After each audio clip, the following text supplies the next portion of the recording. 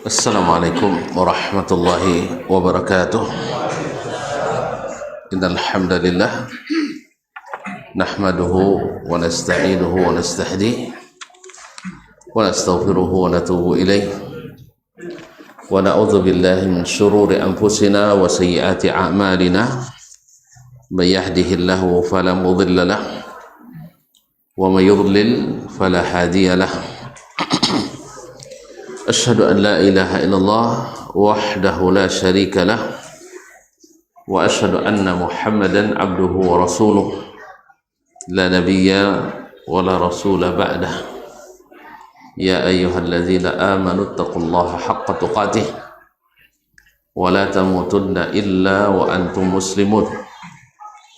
Ya ayyuhan nas ittaqu rabbakumul ladzi khalaqakum min nafsin wahidah wa khalaqa minha zawjaha wa batha minhuma rijalan katsiran wa nisaa wattaqullaha alladzi tasaaluna bihi wal arham innallaha kana 'alaikum raqiba.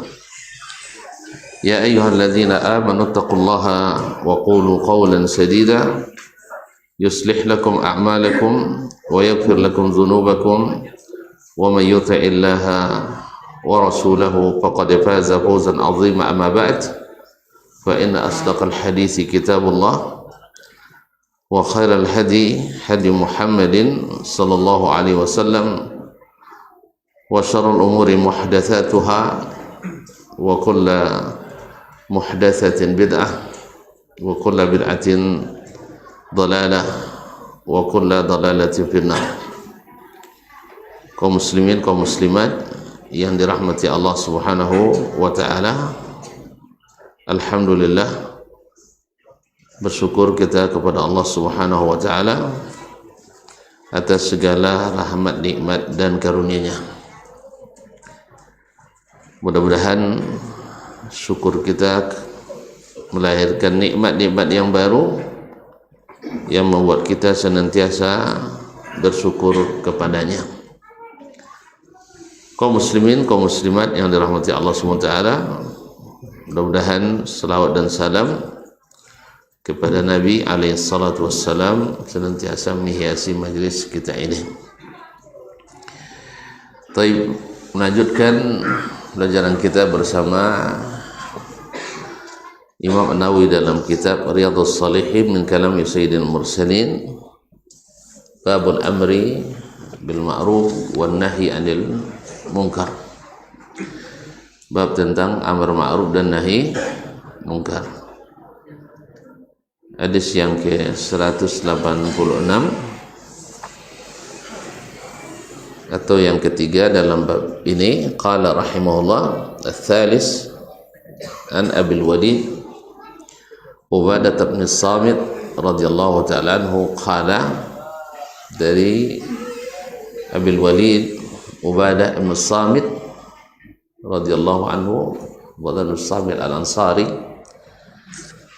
radhiyallahu anhu qala, dia berkata, bay'na Rasulullah sallallahu alaihi wasallam, atau bay'ana Rasulullah sallallahu alaihi wasallam, kami berbaiat kepada Nabi atau berbaiat kepada Rasulullah sallallahu alaihi wasallam, atau Nabi membaiat kami sallallahu alaihi wasallam. Apa isi baiatnya? Yaitu ala sam'i wa ta'ah, yaitu mau mendengar dan taat, fil usri wal yusri, dalam keadaan sulit atau dalam keadaan mudah, wal mansyati wal makrah,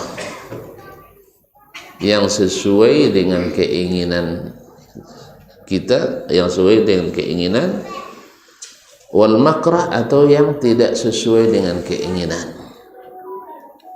wa ala atharatin alaina, dan juga mesti mau mendengar dan taat kepada orang-orang yang mengutamakan dirinya sendiri.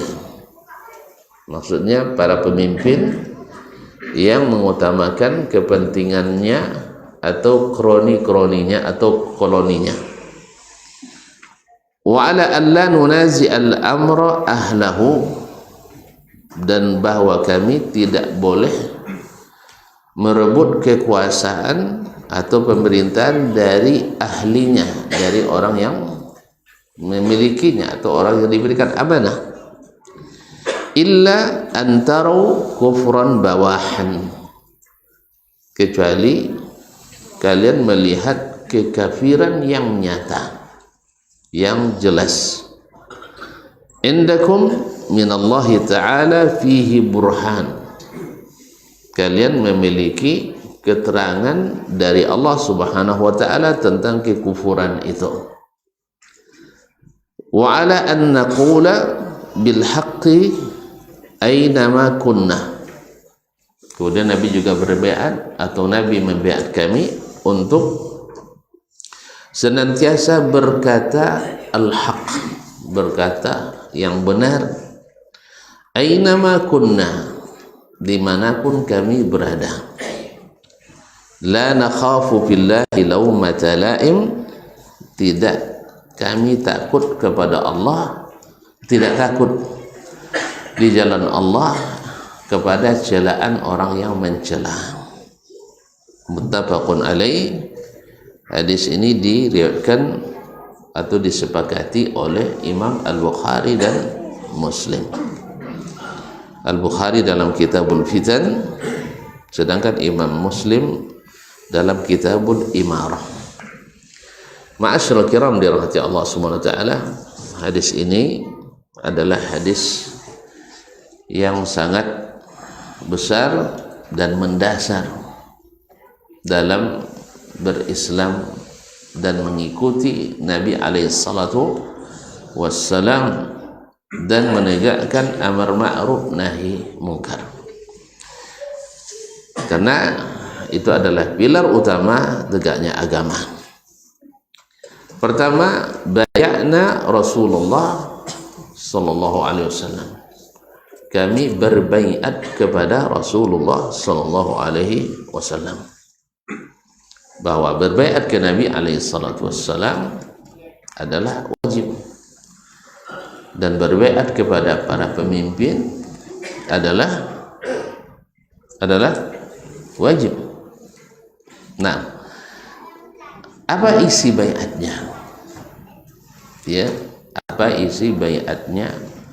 Monoloyalitas pada pribadi atau taat dalam rangka taat kepada Allah Subhanahu wa ta'ala. Seperti yang kita ketahui bersama bahwa Nabi alaihi salatu wassalam satu-satunya manusia yang wajib ditaati secara mutlak. Satu-satunya manusia, maksudnya dari umat ini, karena Rasul kita Nabi Muhammad sallallahu alaihi wasallam yang diberikan hak taat secara mutlak. Paham tidak paham perintahnya, maksudnya tidak tahu hikmahnya apa alasannya, sebab perintah itu yang jelas, perintahnya jelas. Misalnya sujud, katanya sujud, kita jangan sujud, jangan sujud. Solat di masjid, jangan solat di kuburan, jangan solat di kuburan. Tidak tahu kita kenapa ini, kenapa begitu, tidak perlu, karena semua perintah Nabi itu adalah wajib ditaati secara mutlak, tidak ditanyakan lagi, tapi dengan syarat memang sahih itu perintah dari beliau. Nah, apa isi baiat mereka, para sahabat radhiyallahu anhum? Semua yang masuk Islam pada waktu berbaiat kepada Nabi alaihi salatu wassalam. Kenapa mesti berbaiat? Dulu orang-orang jahiliyah tidak mengenal adanya raja. Orang Arab maksud saya, tidak mengenal raja. Mereka hanya mengenal kepala suku, syekhul qabilah. Lalu datang Islam yang mewajibkan punya pemimpin di atas itu semua, di atas di atas kepala suku itu, yang menyatukan umat Islam semuanya. Sehingga mereka kadang-kadang di antara mereka ada yang tidak mau berbaiat, makanya diwajibkanlah pada waktu berbaiat supaya taat pada pemimpin. Karena orang Arab dulu pemimpin tertingginya adalah syekhul qabilah, adalah syekhnya kabilah mereka, sukunya. Dan tahu sendiri yang kepala suku tentu dengan kepala suku yang lain sama derajatnya. Sekarang datang Nabi alaihissalam lebih tinggi dari semuanya. Jadi siapa yang mengangkatnya? Allah Subhanahu wa taala. Wa ma atakumur rasulu fakhudhu wa ma nahakum anhu fantahu. Apapun yang dibawa oleh Rasul sallallahu alaihi wasallam, yarhamukallah, maka ambil. Wa ma nahakum anhu fantahu. Semua yang dilarangnya maka tinggalkan. Wa may yuti'illah wa may yuti'ir rasul, orang yang taat pada Rasul faqad ata Allah, sama dengan taat kepada Allah Subhanahu wa taala. Yaitu apa? Al-sam'i wat ta'ah, mau mendengar dan menaati. Jadi lawannya apa? Ndak mau taat. Kadang amun dangau tapi babantah. Makanya kaum muslimin dan muslimat dirahmati Allah Subhanahu wa taala, bagi orang-orang itu dulu berat masuk Islam itu. Kenapa berat? Karena konsekuensinya itu. Tidak ada yang ditaati lagi kecuali Rasulullah sallallahu alaihi wasallam, dan semua ketaatan harus tunduk pada ketaatan kepadanya. Itu yang memberatkan mereka untuk masuk Islam. Karena konsekuensinya tadi berubah sistem, berubah hukum, berubah keadaan. Dari taat kepada kepala suku, sekarang taat kepada Rasul sallallahu alaihi wasallam. Dari loyal kepada kabilah, loyal kepada Islam. Jadi bukan lagi loyalitas dibangun hanya di atas suku, walaupun tidak dihapus, tidak. Antum loyal kepada suku itu tidak dihapus, bahwa kita merasa suku ini tidak dihapus, tetapi bukan itu standar kita sekarang. Standar kita adalah Islam. Jadi kalau seandainya kebanggaan pada suku itu bertentangan dengan Islam, maka itu harus dihilangkan. Ma'asyiral kiram dirahmati Allah Subhanahu wa taala. Yang kedua, al-sam'i wat ta'ah, yaitu mau mendengar dan taat. Lalu dijelaskan oleh Nabi alaihi salatu wassalam, fil usri wal yusri. Orang kalau taat, ini kan itulah, kalau adil pemimpinnya taat ke minyinya. Tapi kalau enggak, apa lagi? Sabar dulu ketikanya enggak elok dulu dia. Dan dia sabar menghadapi bininya, saya elok puangainya. Itu jangan sabar lah cuy. Itu bersyukur kita tuh. Kalau elok puangai bini, enggak sabar judul lagi lah. Tapi adalah bersyukur. Ada bersyukur dia jangan sasau-sau puangai bini, enggak lah tapik dah. Untung le saunya kan. Enggak lah tapik dah. Nah, sabar. Demikian juga dengan pemimpin. Kalau nak uji kesabaran tuan-tuan, memang pemimpin yang zalim. Kalau pemimpin yang adil tidak sabar suara Nabi tapi bersyukur.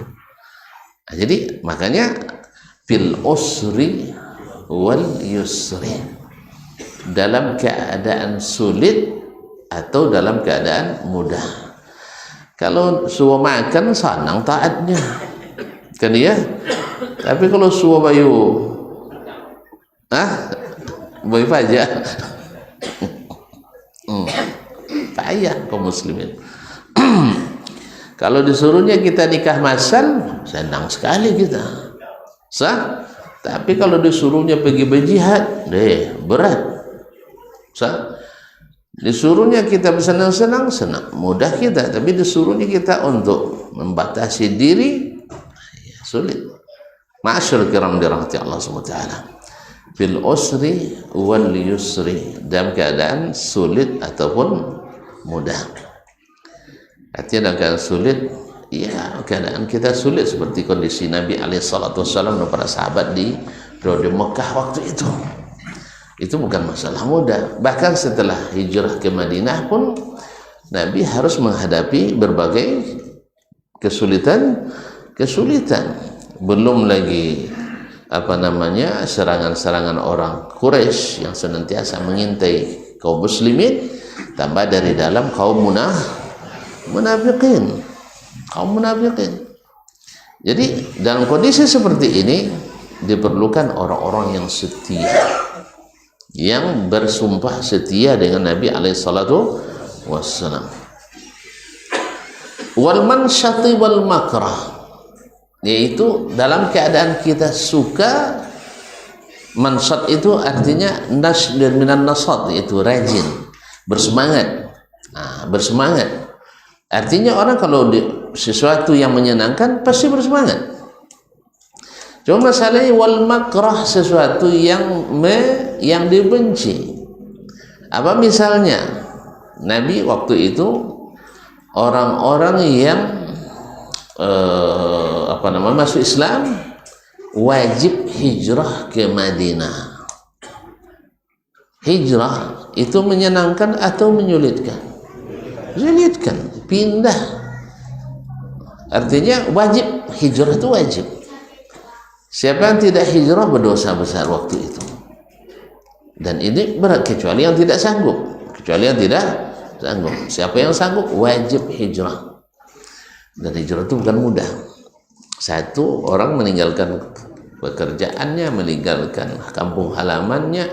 Yang lebih parahnya lagi adalah meninggalkan harta benda dan keluarganya, dan harus berangkat dengan sembunyi-sembunyi. Kalau tidak, maka akan dieksekusi. Tapi wajib, dan ini tidak menyenangkan. Ya, kaum muslimin dan muslimat dirahmati Allah SWT. Dan ini para sahabat bukan tidak sering diuji oleh Allah SWT dalam berbagai kondisi, di mana mereka harus pergi juga. Perang Tabuk misalnya, di mana perang itu jauh sekali. Kalau sekarang dengan jalan tol sekarang lebih kurang 777 km dari Madinah. Itu jalan tol sekarang. Berangkat di musim paceklik, sa'atul usrah, dan para sahabat bergantian naik onta. Satu onta 3 orang bergantian, sampai sendal-sendal mereka berlubang-lubang. Jauhnya perjalanan, tapi mereka pergi. Harus pergi karena ini perintah Allah Subhanahu wa taala dan Rasulnya sallallahu alaihi wasallam. Bil mansyati wal makrah, yaitu mau mendengar dan taat. Atau misalnya ketika terjadi perang Badar, orang yang baru aja kemarin ingin, baru hari itu juga ingin membunuh kita, ingin mencelakai kita, melukai kita. Tapi setelah mereka ditawan, Nabi suruh untuk memuliakan tawanan. Berat enggak? Awak kan ditikam lagi, ini inyolo kan dimuliakan. Diriwayatkan oleh Al-Walid Ibn Al-Walid, saudara Khalid Ibn Al-Walid sebelum masuk Islam, kami yang tawanan disuruh naik unta. Sahabat yang menang jalan kaki. Tapi itu perintah. Perintah siapa?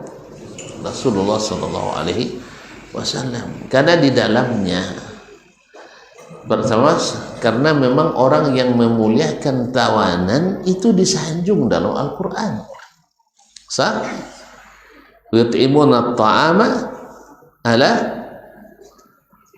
hubbihi miskinan wa yatiman wa asira. Mereka memberi makan, yang makan itu sebenarnya mereka inginkan siapa?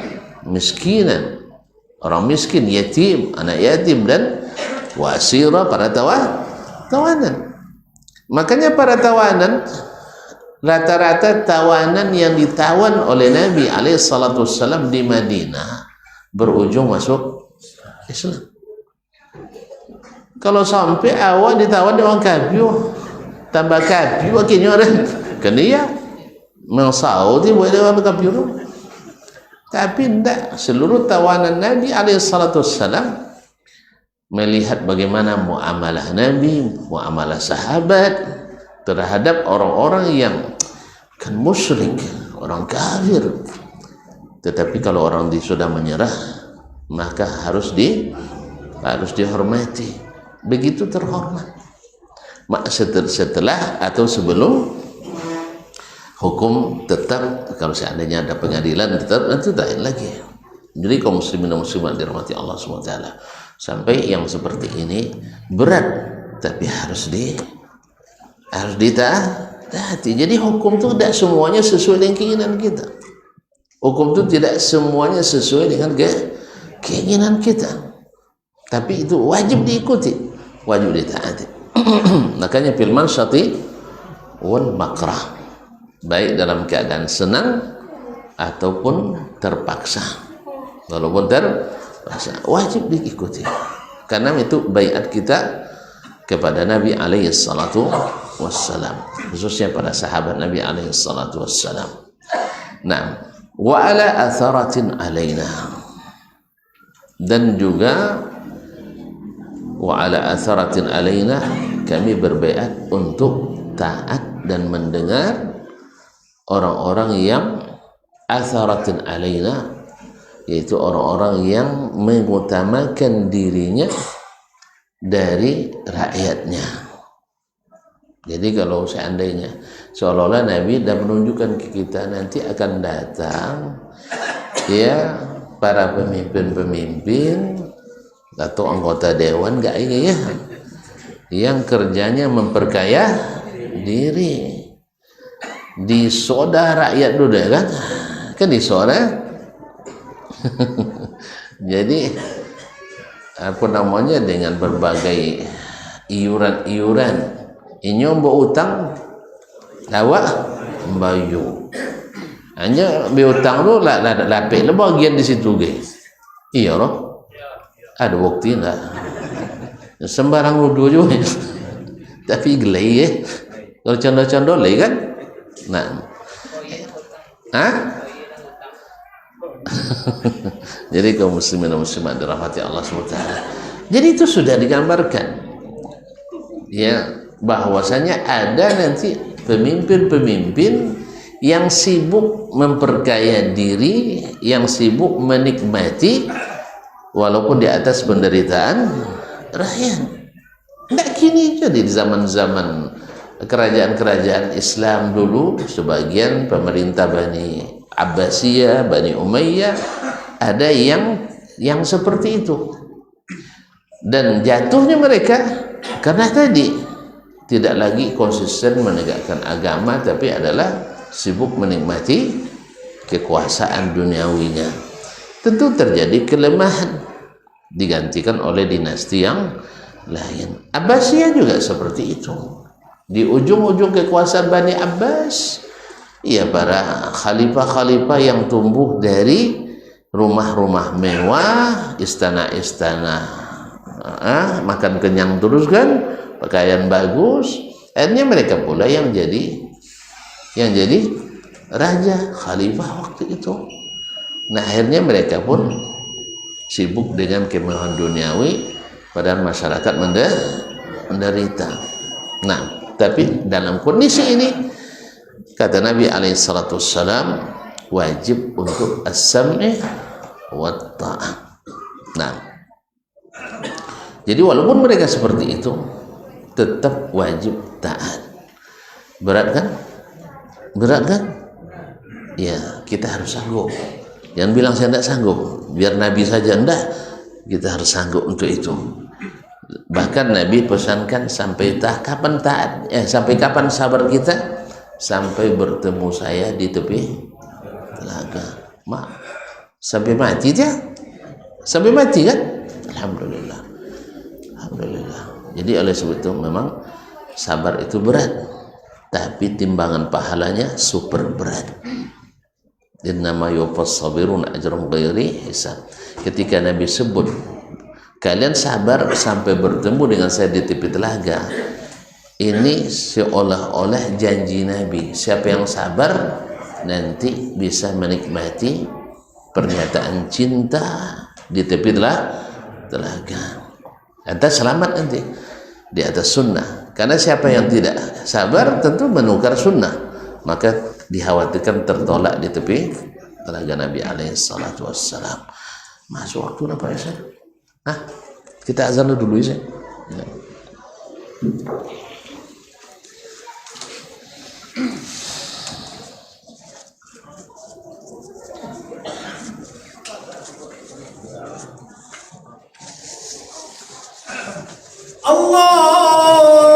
Allahu Akbar,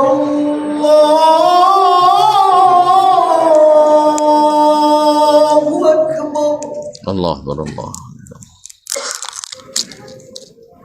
Allahu Akbar,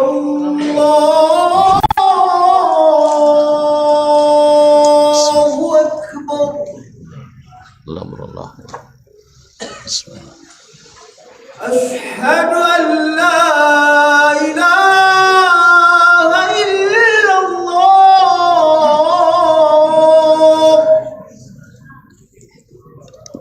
Asyhadu an la ilaha illallah. أشهد أن لا إله إلا الله. أشهد أن لا أشهد أن محمدا رسول الله. أشهد أن أشهد أن محمدا رسول الله. أشهد أن حي على الصلاة.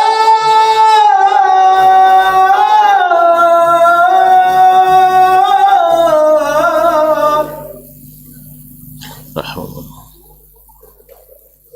حي على الصلاة.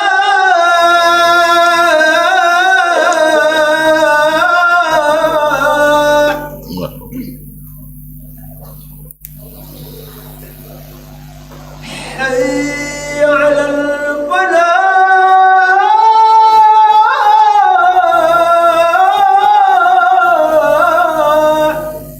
لا حول ولا قوة. حي على الفلاح.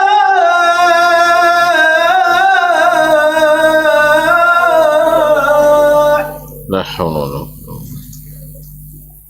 الله أكبر،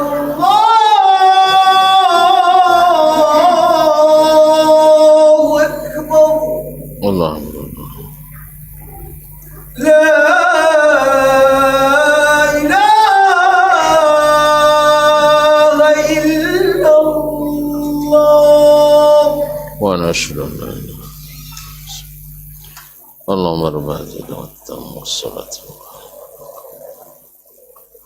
والسلام.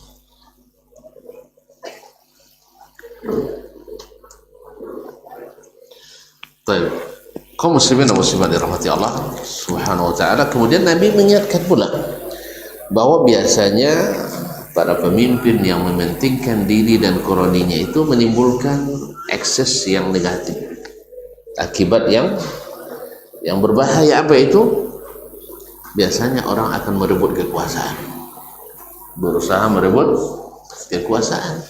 Maka Nabi katakan pula, wa alla nunazi al-amra ahlahu, dan kami berbaiat pula tidak akan merebut kekuasaan dari orang yang berkuasa.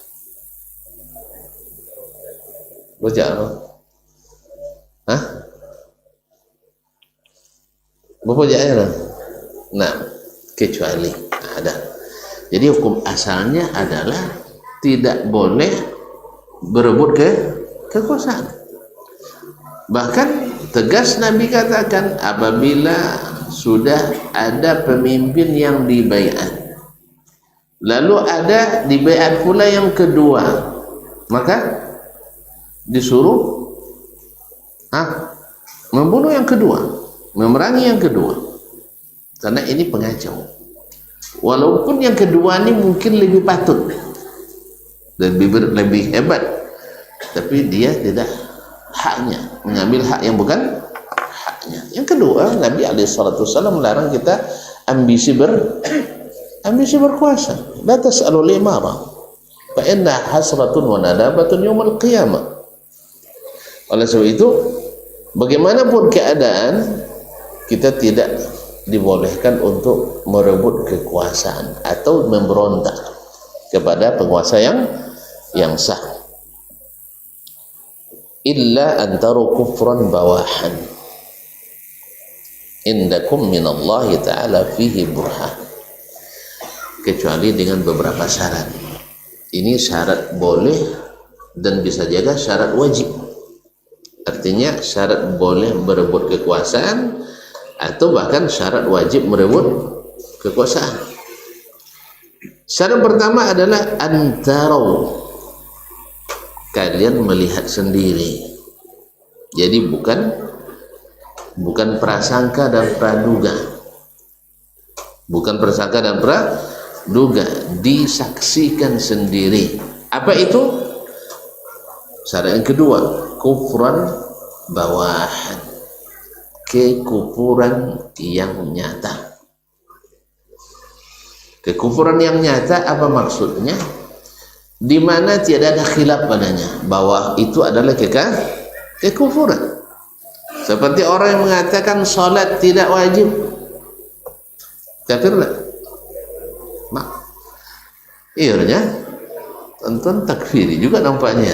Ini orang yang mengatakan salat tidak wajib, tidak ada khilaf, kafir. Walaupun dia salat. Kan ada yang bilang, dan tak yakin salat wajib tapi dan tetap salat, jangan salatlah. Ya. Karena Anda sudah kafir. Tapi kalau dia bilang saya yakin wajib salat, tapi kadang-kadang ya sogan dunia, terbiasa. Ya. Insyaallah masih ada harapan. Tapi kalau dia bilang saya tetap salat tapi saya tidak yakin salat wajib, tidak usah salat. Anda bukan bersama kami lagi.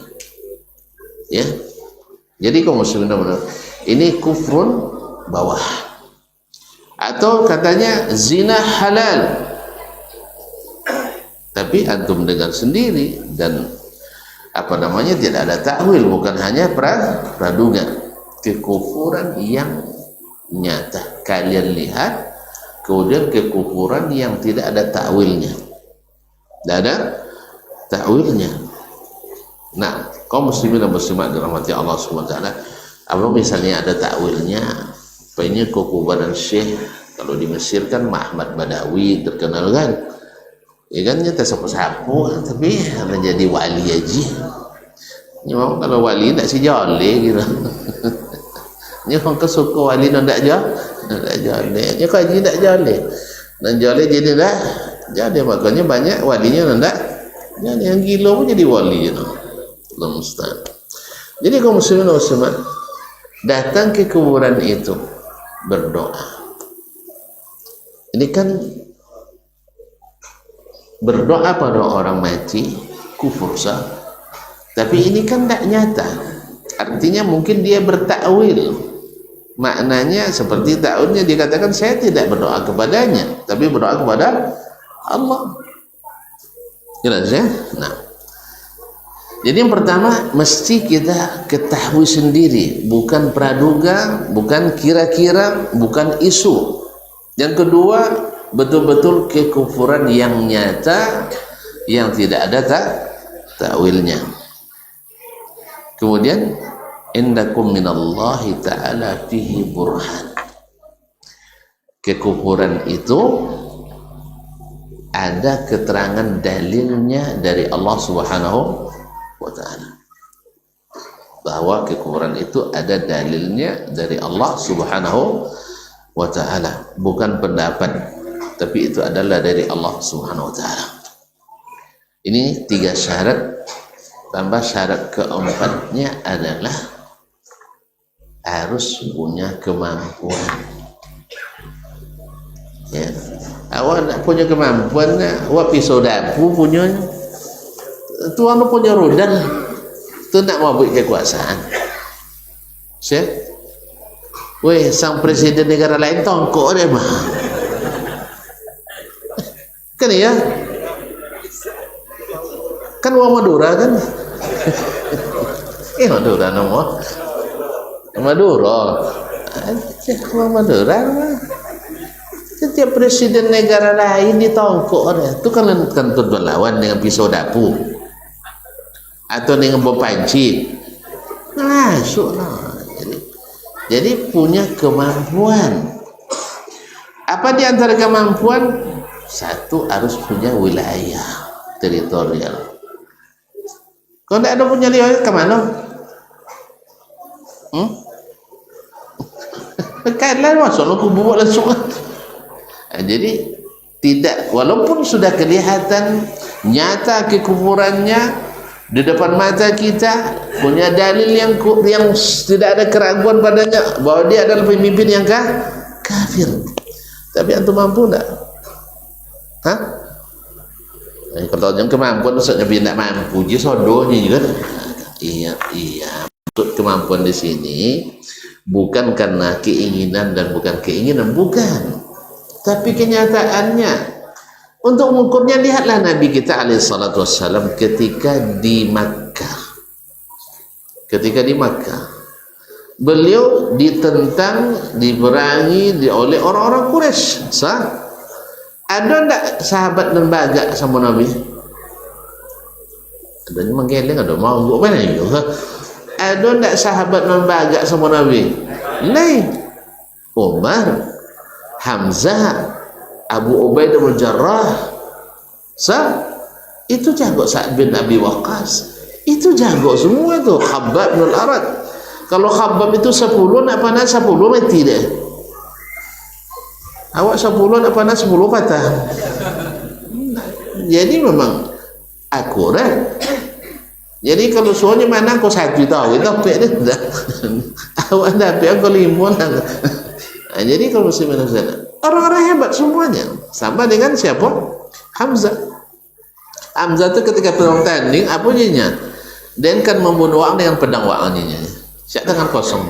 Wah ya kan? Yang hebat itu adalah uang pakai pedangnya tangan kosong, bunuh orang dengan pedang wa'annya. Banyak sahabat yang kuat. Tapi kenapa Nabi tidak serukan jihad pada waktu itu? Apa jawabannya? Tidak punya kemampuan.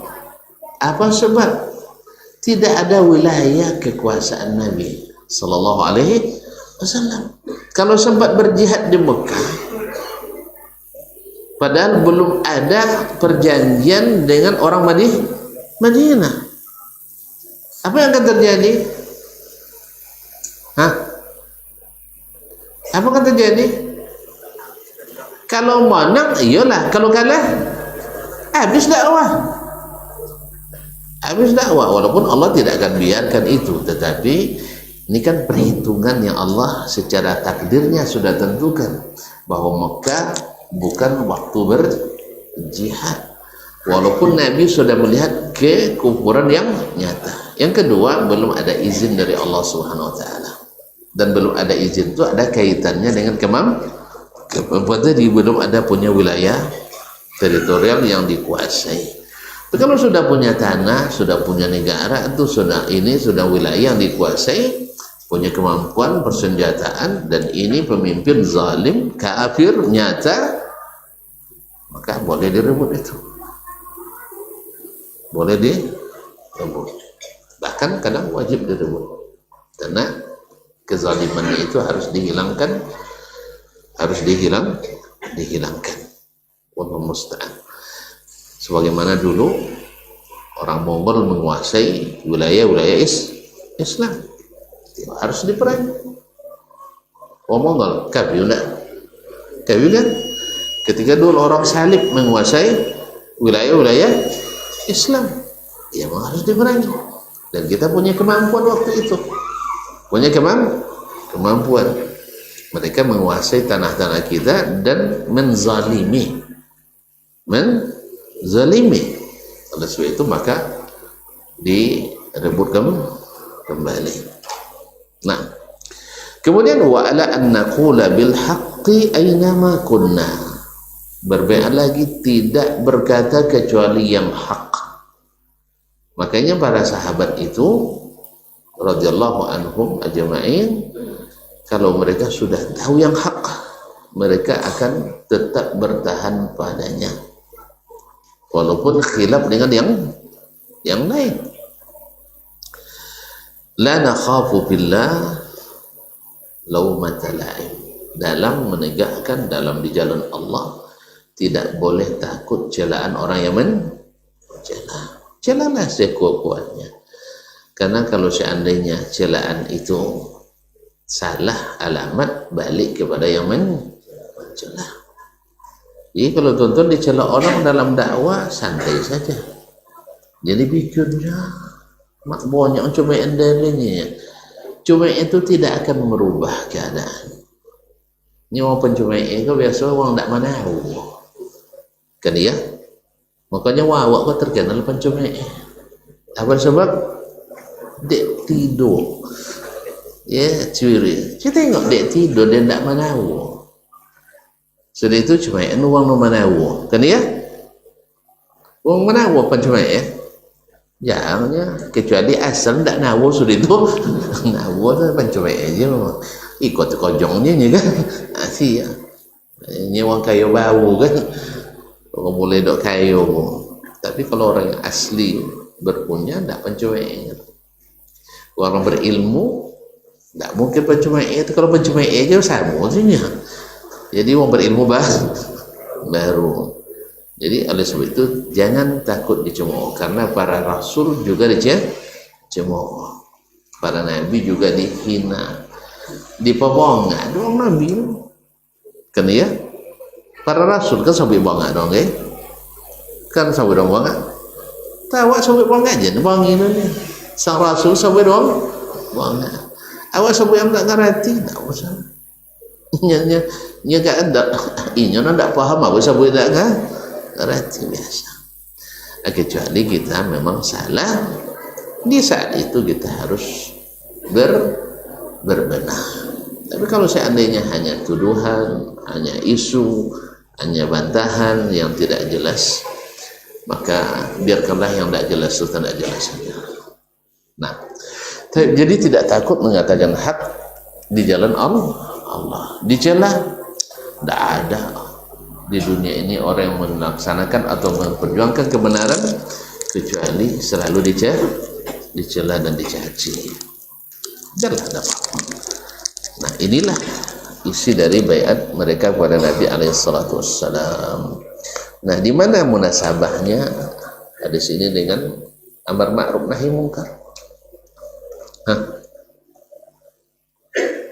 Semuanya isinya adalah amar ma'ruf nahi mungkar, yaitu menegakkan ketaatan kepada Allah dan Rasul sallallahu alaihi wasallam. Nah, kalau kita melihat ada kekufuran, maka boleh diingkari, tapi dengan syarat. Tapi kalau tidak, maka wajib ditegakkan yang ma'ruf, yaitu mau mendengar dan taat. Wallahu ta'ala alam.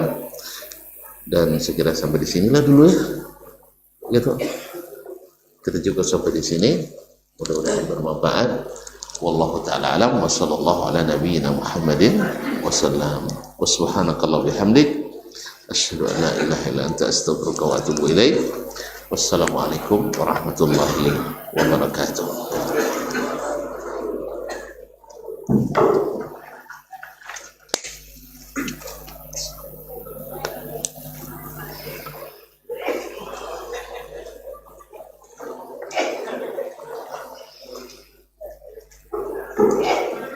Alhamdulillah.